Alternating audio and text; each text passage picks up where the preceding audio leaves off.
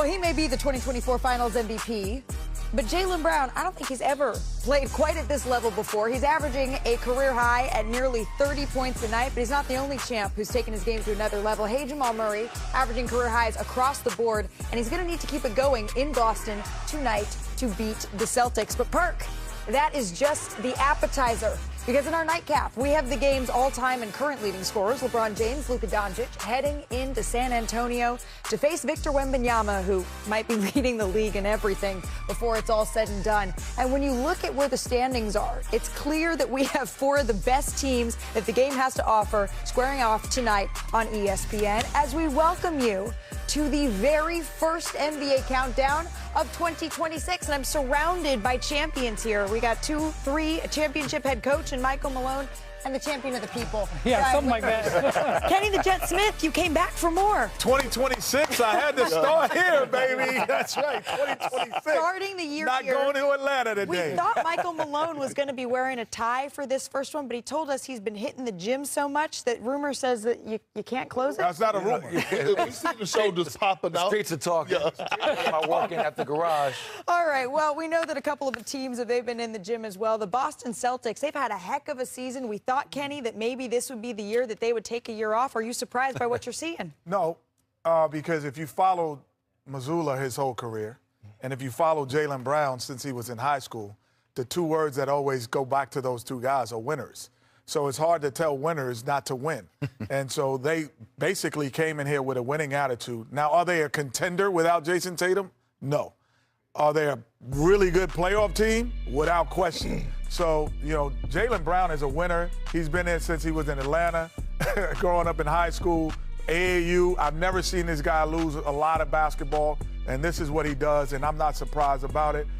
His ability to score the basketball has been underrated because he plays with such a great player, Jason Tatum, for such a long time. But he is the guy. Oh, he's definitely the guy. Malika, knock. Who's there? Jaylen. Jaylen who? The MVP front runner.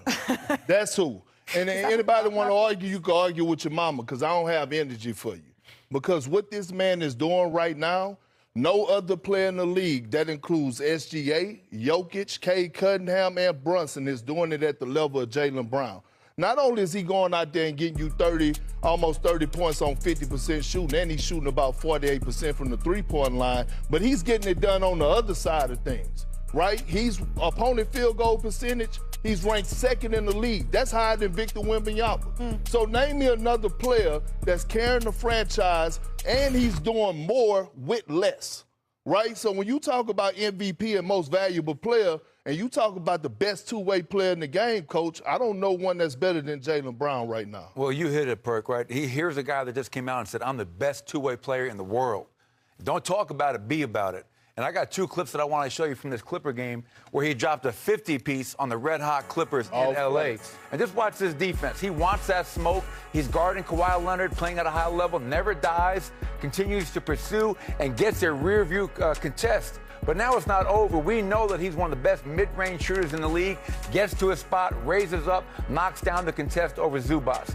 And the second clip is going to be a really big part of tonight's game. All right, their offensive rebounding. They came back from a long road trip.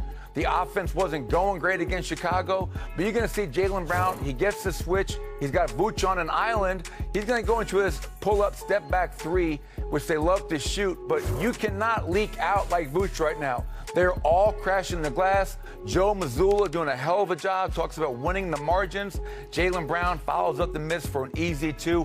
I'm with you, Perk. He is playing at an MVP level right now, and I'm looking forward to watching him try to slow down Jamal Murray, who should be a first-time All-Star this year. Perk's in a tough spot here because he's Mr. Celtic and Mr. Thunder, and you're taking a shot at SGA there because he had a couple of bad games for his level. Now, all of a sudden, Jaylen's your front runner? Yeah. It may change next month, but as of right now. Well, it might change tomorrow. But I will say, I mean this with all due respect. When you talk to scouts and executives and people in Boston, the way this team's playing right now is kind of like a great college team. And I mean that with respect. They've got a superstar player, like a future lottery pick in Jaylen, who's playing at an MVP level. And then they got guards who don't turn it over. They got forwards and the centers who get offensive rebounds so they win the possession game. And Joe Mazzulla, if you mess around, if you miss a rotation, or if you don't hustle, he just pulls your butt out of the game because he's got 7 or 8 guys he wants to play. And then he'll send you back in after 2 or 3 minutes, like a big-time college coach. And look, I agree with Kenny. I don't think this works in 4 playoff rounds, but in January, February, it is working. But might it work if Jason Tatum comes back for this team? Well, now that's the other part of the story. Yeah, I mean, with Jason Tatum coming back at any point becomes he's a threat no matter what. But what I have to agree with Perk on the MVP. Like, what makes you an MVP? If you can get 30 and stop someone from getting 20. Name 3 guys in the NBA other than him that can do that. We'd be searching all night. Sure. We'd be going through our names. We'd be doing this. Like, Gilgeous-Alexander's one of them. He could stop you from getting 20?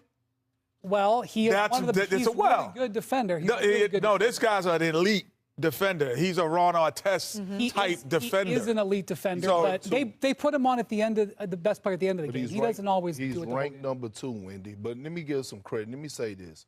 If they do get Jason Tatum back, it's going to be a problem for the Eastern Conference because the 2 forgotten guys, the guys that we don't speak about enough, Derek White averaging 18 playing at an all-star level. Yes. Peyton Pritchard averaging 16 right now, also elevated his game. Those are champions. Yes. You throw in Tatum, I guarantee you the Detroit Pistons and the New York Knicks, they're going to have problems going against that duo in that championship experience and that evil genius over there in Joe Mazzulla. Kenny, I'm curious if you keep agreeing with Perk for the rest of the show, are the guys going to welcome you back in Atlanta? Or? I only agree about the Jaylen. We got a long night. We got a long show to go. The Boston Celtics, they've certainly found success here, right, without their franchise star. Their opponent is going to be looking to do the same. Nikola Jokic, of course, expected to be out until the end of the month.